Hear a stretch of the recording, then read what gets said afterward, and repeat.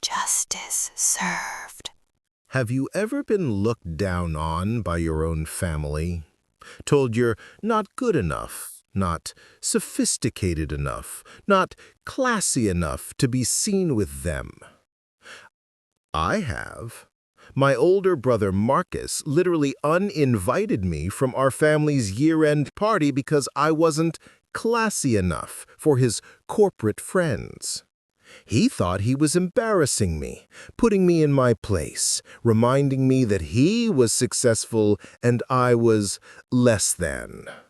What he didn't know was that I had my own party to attend that night, at a venue he'd kill to get into, with people he'd sell his soul to network with. My name is Jordan Ellis, and this is the story of how my brother's snobbery backfired spectacularly, and how I made sure he watched me succeed from the sidelines. This isn't just about revenge. It's about proving that success comes in many forms, and that sometimes the people who underestimate you are the ones who end up regretting it most. Let me tell you about my family, so you understand the full picture. I'm 31 years old, the youngest of 3 siblings. My older brother Marcus is 37, works in corporate finance at a prestigious investment firm. My sister Claire is 34, a lawyer at a top firm in Manhattan. And then there's me, the creative one, the free spirit, the one who didn't follow the traditional path to success. I'm a video game developer and streamer. I create indie games and stream my development process online. I also play games competitively and have built a substantial following on social media. To my family, especially Marcus, this isn't a real job. Growing up, Marcus was the golden child. Straight A's, Ivy League education, fast track to success in finance. Claire was close behind, top of her class at law school, making partner track at 29. I was the disappointment. I dropped out of business school after 2 years to pursue game development. I worked retail jobs to pay rent while building my skills and portfolio. I lived in a tiny apartment with 3 roommates while my siblings bought condos.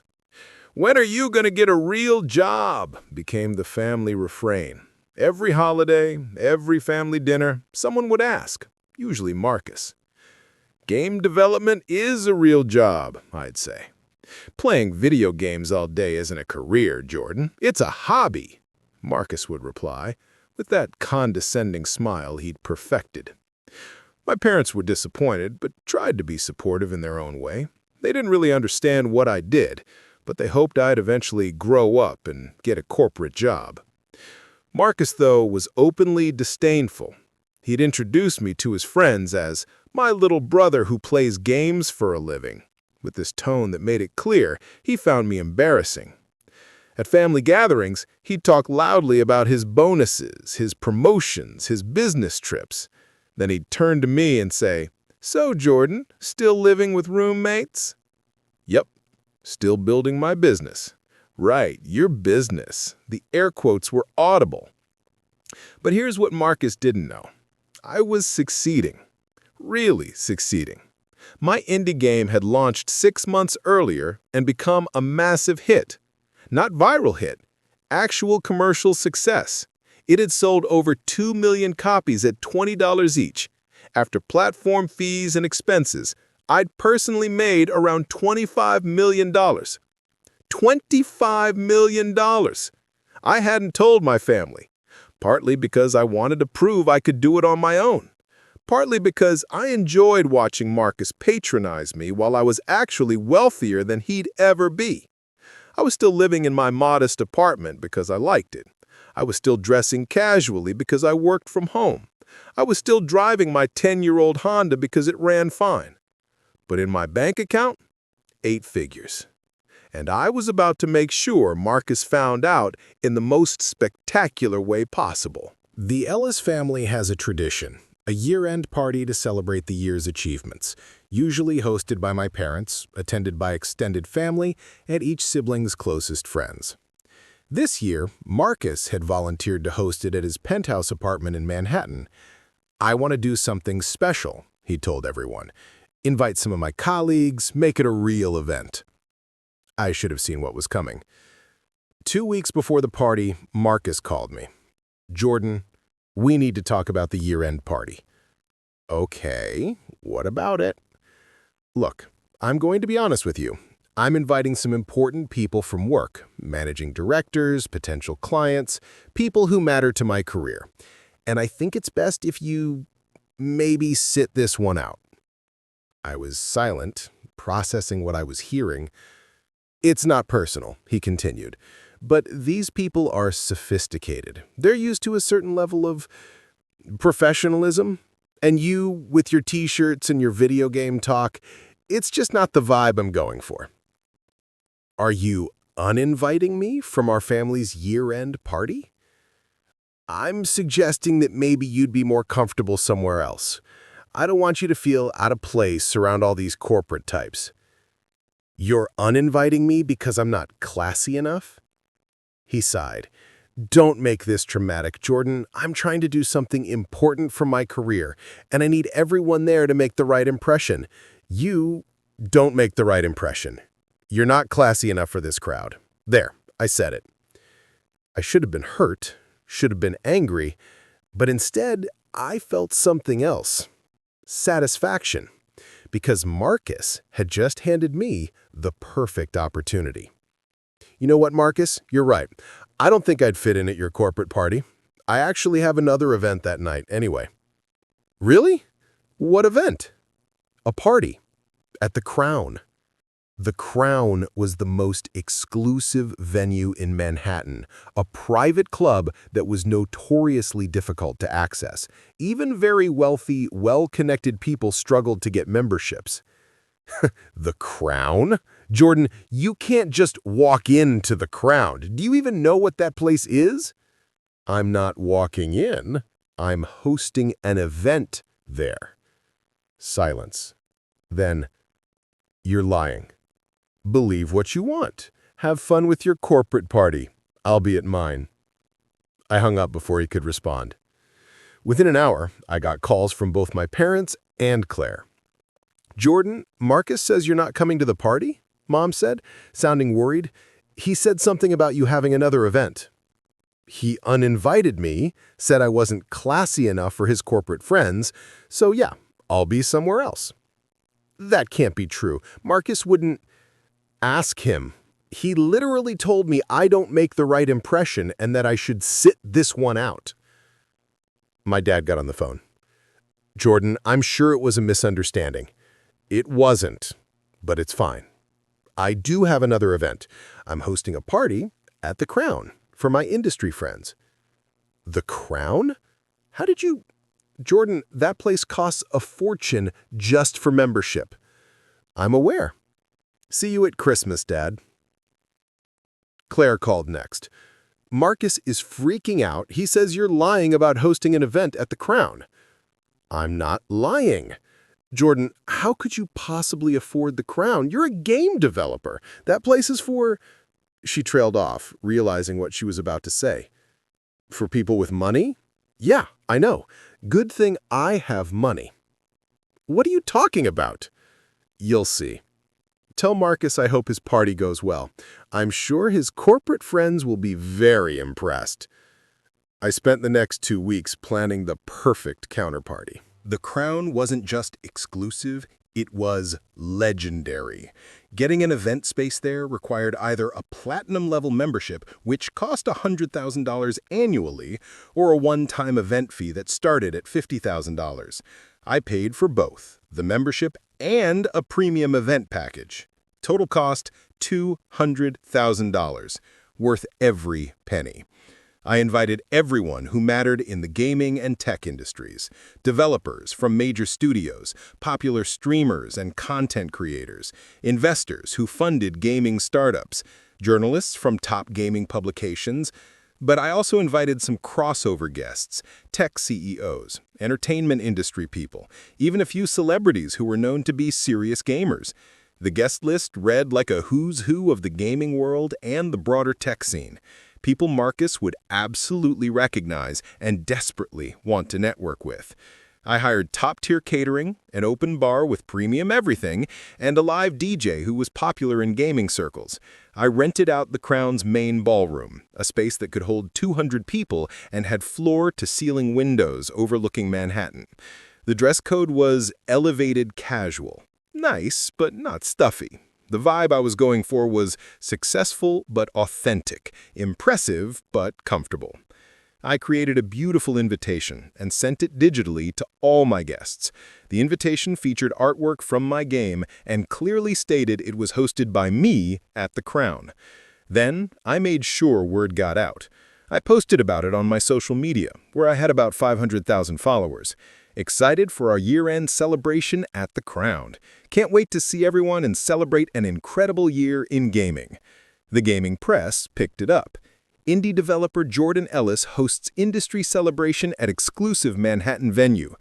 And because the gaming industry and tech industry overlap significantly in New York, news of my party started circulating in circles adjacent to Marcus's world. 1 week before the party, Marcus called me. "Is it true you're actually hosting an event at the Crown?" "Yep." "How? Jordan, how can you possibly afford that?" "Turns out video games can be pretty profitable." "Your little indie game made that much money?" "My little indie game has sold over 2 million copies, Marcus." "Do the math." Silence. I could practically hear him calculating.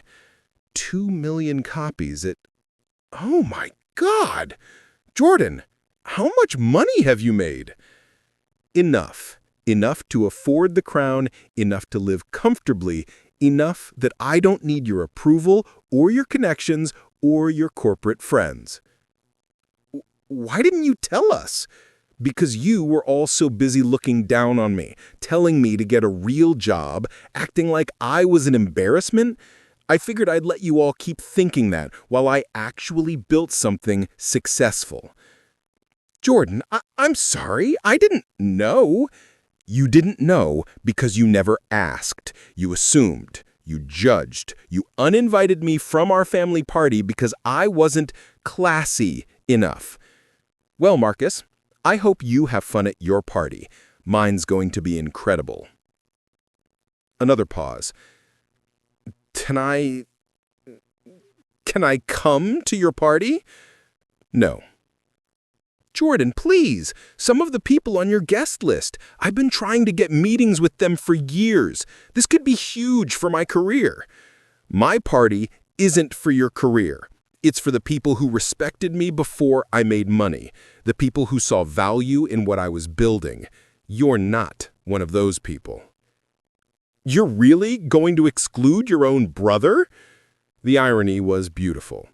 You excluded me first. You literally uninvited me from our family party.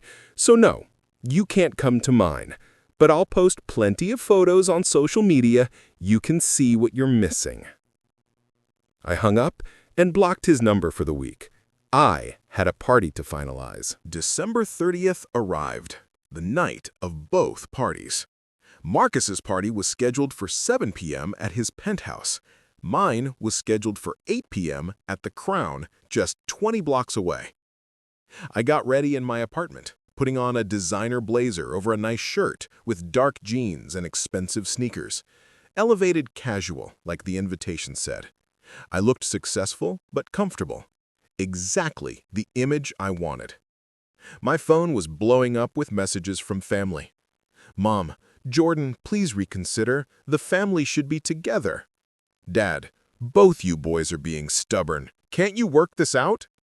"Claire, Marcus is having a meltdown. He's hearing about your guest list and freaking out. Can I come to your party?" I responded to Claire, "Are you asking because you want to support me or because you want to network?" Her response took 5 minutes. "Both, but mostly because I'm realizing Marcus was completely wrong and I'm proud of what you've accomplished. You can come. Dress code is elevated casual. See you there." I arrived at the Crown at 7:30 p.m. to do a final walkthrough before guests arrived. The space was stunning. Exactly what I'd envisioned. The floor-to-ceiling windows showcased the Manhattan skyline. The bar was fully stocked. The catering setup was perfect. By 8 p.m., guests started arriving. First a trickle, then a steady stream of the gaming industry's most influential people. Famous streamers I'd collaborated with, developers whose work I'd admired, journalists who'd covered my game's success, investors who'd tried to back my next project. Everyone was excited, energetic, happy to be there. The vibe was exactly what I'd hoped for. Successful people genuinely enjoying themselves, not trying to impress anyone. Claire arrived at 8:30 p.m. looking impressed. "Jordan, this is incredible. I had no idea you'd become so successful." "That's because you never asked. You just assumed I was struggling."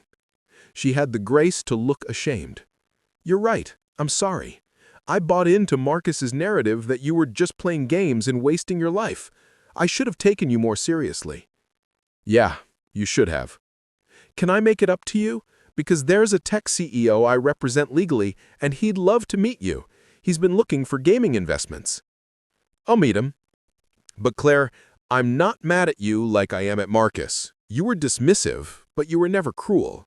You never uninvited me from family events because I wasn't good enough." "Marcus really did that? I thought maybe you were exaggerating." "Marcus really did that.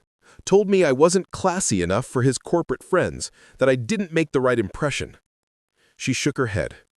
"He's going to regret that." Meanwhile, my social media was documenting everything. Photos of the venue, the guests, the atmosphere. My followers were going crazy. "This is insane! Jordan living his best life. Meanwhile, corporate drones are at boring office parties." And then I posted a photo that I knew would get back to Marcus. Me with a group that included the CFO of his company.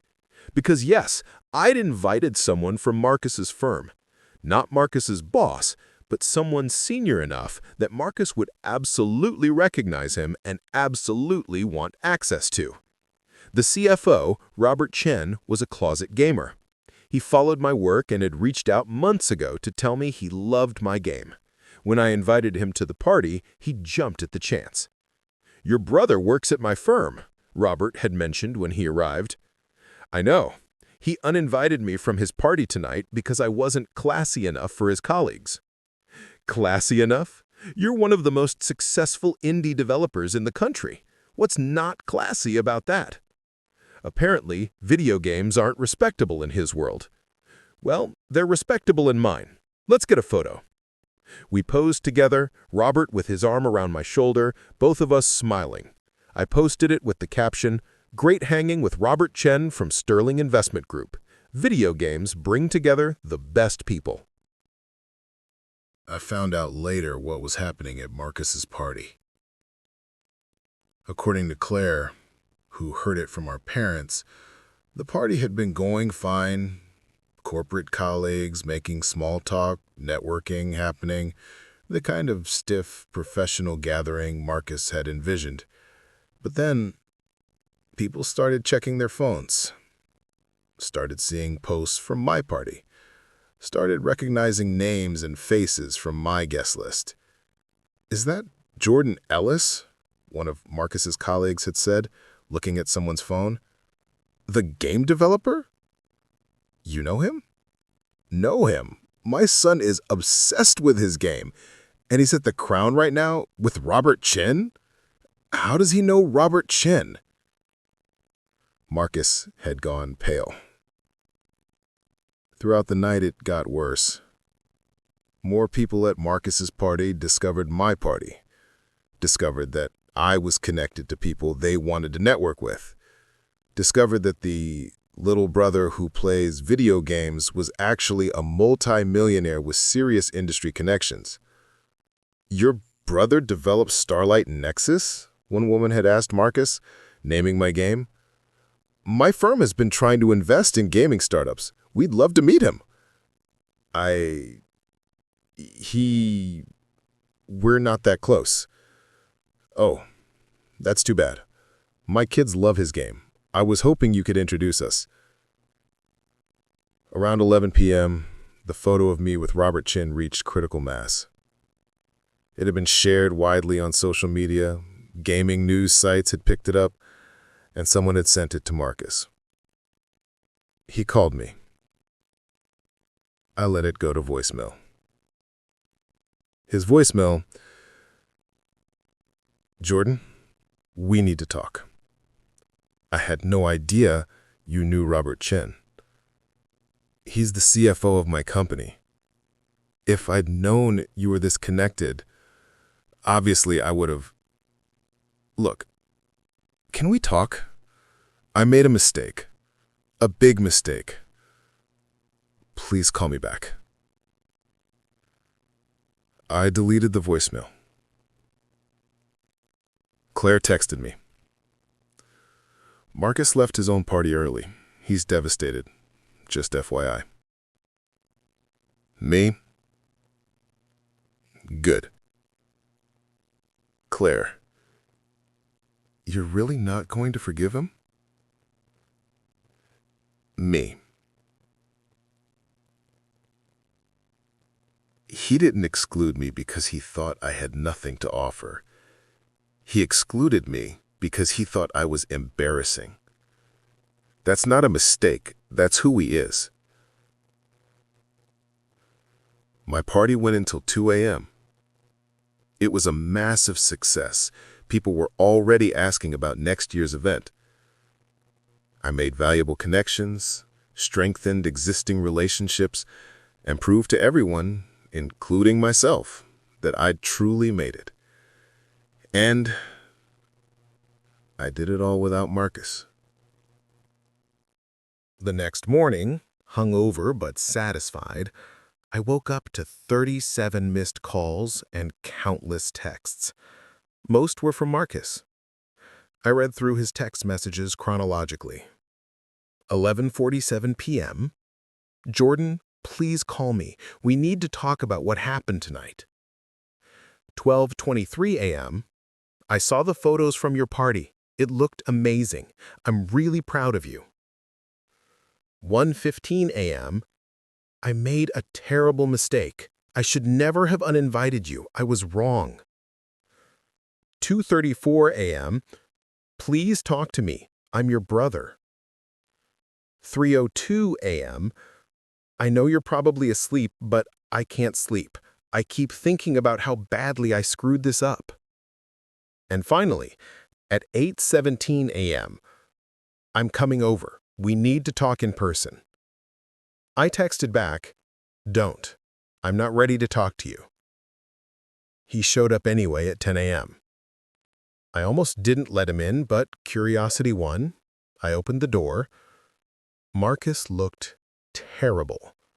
Rumpled clothes, bloodshot eyes, the expression of a man who'd realized he'd made a catastrophic error. "Can I come in?" I stepped aside. We sat in my living room, the modest living room in my modest apartment that I could easily afford to leave, but chose not to. "I'm sorry," Marcus said immediately. "I'm so sorry. I was wrong about everything. Wrong about your career, wrong about your success, wrong about uninviting you. I was an arrogant asshole who looked down on you for no reason." For no reason? Or because I didn't follow the traditional path to success? Because I wasn't working in corporate America like you? Both. I thought success looked a specific way. I thought if you weren't wearing a suit and working at a firm, you weren't really successful. I was wrong. You were wrong. I agreed. But that's not even the worst part, Marcus. The worst part is that you didn't just doubt my success, you were embarrassed by me. You thought I made you look bad. You uninvited me from our family party because you thought I wasn't good enough. I know. And I hate myself for it. Do you hate yourself because of what you did? Or because it turned out I'm actually successful and you missed out on valuable connections? He was quiet for a long moment. Both, he admitted. I hate that I hurt you, but I also hate that I was so wrong about you and that my snobbery cost me professionally. Is that honest enough? It was honest, at least. Here's what you need to understand, Marcus. You didn't value me when you thought I had nothing to offer. You treated me like an embarrassment, like a failure, like someone who didn't measure up to your standards. And now that you know I'm successful, you want back in. But I don't need you. I don't need your approval. I don't need your connections. I've built everything without you. I know. And you should be proud of that. I am proud of that, even though I have no right to be. So why are you here? Because you're my brother. Because I miss you. Because I want to fix this, even though I don't deserve to fix this. It's not going to be easy, I told him. I'm not going to just forget what you did, and I'm definitely not going to introduce you to my contacts or help your career. If we rebuild our relationship, it has to be because you actually value me as a person, not because of what I can do for you. I understand. And I do value you. I always did. I let my ego and my narrow definition of success cloud my judgment. Over the next few months, Marcus and I slowly rebuilt our relationship. But it was on my terms. First boundary, no more career talk. Marcus wasn't allowed to ask about my connections, my income, or my industry contacts. If we were going to have a relationship, it had to be based on brotherhood, not networking. Second boundary, he had to acknowledge what he'd done to the whole family. Not just apologize to me privately, but admit to our parents and Claire that he'd been wrong to uninvite me and wrong to look down on my career choice. He did it.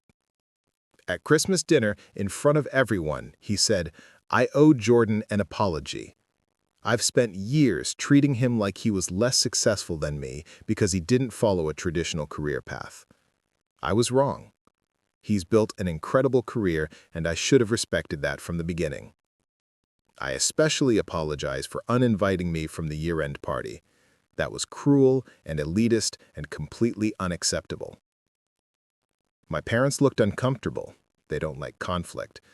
But Claire nodded approvingly. Thank you for saying that, I told Marcus. It means something. Third boundary, no more financial superiority. Marcus had spent years lording his income over me, asking about my living situation with barely concealed disdain. That had to stop. I'm actually curious. Jordan, you could obviously afford to move to a much nicer place. Why are you still in that apartment? Because I like it.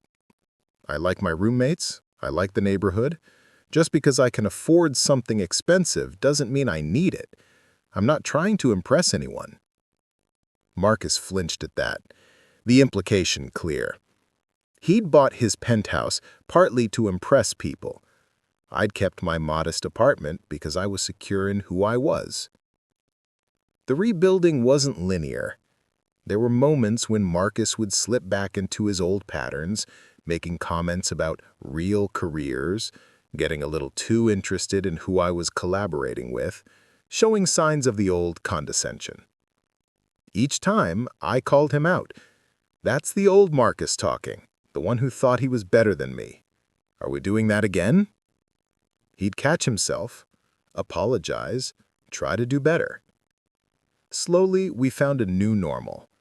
We'd meet for lunch occasionally. We'd text about sports and movies and family stuff. We started to build a relationship based on actual brotherhood, rather than competition or hierarchy. But I never forgot what he'd done, and I made sure he knew that forgiveness was ongoing, not a one-time thing. You heard me, I told him months later over coffee. You made me feel worthless. You treated me like an embarrassment. That doesn't just go away because you apologized.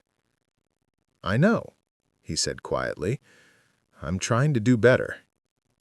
Keep trying. A year after the infamous duel parties, I hosted another year-end celebration. This time, I invited my whole family, including Marcus. The event was at a different venue. I wasn't spending $200,000 again, but it was still impressive. About 150 people, mixing my gaming industry friends with my family, creating the kind of integrated celebration I'd always wanted. Marcus came. He dressed appropriately, elevated casual, not trying too hard. He was polite to my friends, asked genuine questions about their work, didn't try to network aggressively. At one point, one of my collaborators asked him, "So, what do you do?" "I work in investment finance. Nothing as creative as what Jordan does." It was a small moment, but it mattered. He wasn't diminishing my work or elevating his own. He was just being honest. After the party, as we were leaving together, Marcus said, "Thank you for inviting me. I know I didn't deserve it." "You're right, you didn't. But you're my brother, and you've been trying." "I really have. Jordan, I want you to know I'm genuinely proud of what you've built. Not because of the money or the connections or any of that. I'm proud because you followed your passion and made it work. You didn't let people like me discourage you. People like you almost did discourage me. I admit it. There were times I wondered if you were all right, if I was wasting my life, if I should give up and get a corporate job. I'm glad you didn't. The world is better with Starlight Nexus in it, and you're happier doing what you love." That conversation felt like a real breakthrough. Not forgiveness. I'm not sure I've fully forgiven him, but acceptance. Acceptance that he'd been wrong, that he was trying to do better, and that our relationship could exist in this new form. My parents pulled me aside before leaving. "We're proud of you too," Dad said. "Not just for your success, but how you handled all of this. You stood up for yourself without being cruel." I was a little cruel. The whole competing party thing was designed to make Marcus feel bad. "He deserved to feel bad," Mom said firmly. "What he did was wrong. You made your point, and you made it well." Claire hugged me goodbye. "Next year, I'm helping you plan the party. I have venue connections you could use. Only if you stop trying to network with my friends." She laughed. "Deal." So what's the lesson from all of this? What should you take away from my experience? First, success doesn't look the same for everyone. Marcus thought success meant a corner office and a six-figure salary. I found success building games in my apartment. Both are valid. The problem was his inability to see value in paths different from his own. Second, don't let other people's definitions of success define you. For years, I felt inadequate because my family saw me as a failure. But I was building something meaningful. I just had to trust my own vision long enough to prove it. Third, sometimes the best response to being excluded is to build something so impressive that they regret excluding you. Marcus uninvited me because I wasn't good enough for his corporate friends. I responded by hosting an event he desperately wished he could attend. That taught him more than any argument could have. Fourth, money doesn't buy class. Marcus thought his corporate success made him classier than me. But class is about how you treat people, especially people you think are beneath you. He failed that test spectacularly. Fifth, forgiveness is a process, not an event. I haven't fully forgiven Marcus. Maybe I never will, but I've allowed space for our relationship to evolve. That's all I can do. Sixth, know your worth regardless of others' opinions. I didn't need Marcus's validation to be successful. I didn't need my family's approval to know my work had value. Your worth isn't determined by whether others recognize it. And finally, sometimes being petty is justified. Yes, I could have taken the high road, could have quietly attended a different event without making it into a competition, But Marcus needed to see what his snobbery cost him, and that party did that perfectly. My name is Jordan Ellis. My brother uninvited me from our family party because I wasn't classy enough for his corporate friends. So I hosted my own party at the most exclusive venue in Manhattan with the most influential people in my industry. I made more connections in one night than Marcus has made in his entire career. And I made sure he saw exactly what he'd missed out on. Was it petty? Absolutely. Was it satisfying? Incredibly. Do I regret it? Not even a little bit. Because sometimes the best revenge is simply succeeding on your own terms and making sure the people who doubted you have to watch. To anyone who's been told they're not good enough, not successful enough, not valuable enough by their own family, prove them wrong. Build something amazing. Follow your passion. And when you succeed, don't feel obligated to bring along the people who tried to hold you back. You don't owe them your success. You don't owe them access to what you've built. You don't owe them forgiveness just because they're family. What you owe yourself is the chance to thrive without their negativity. And sometimes that means having your party somewhere else.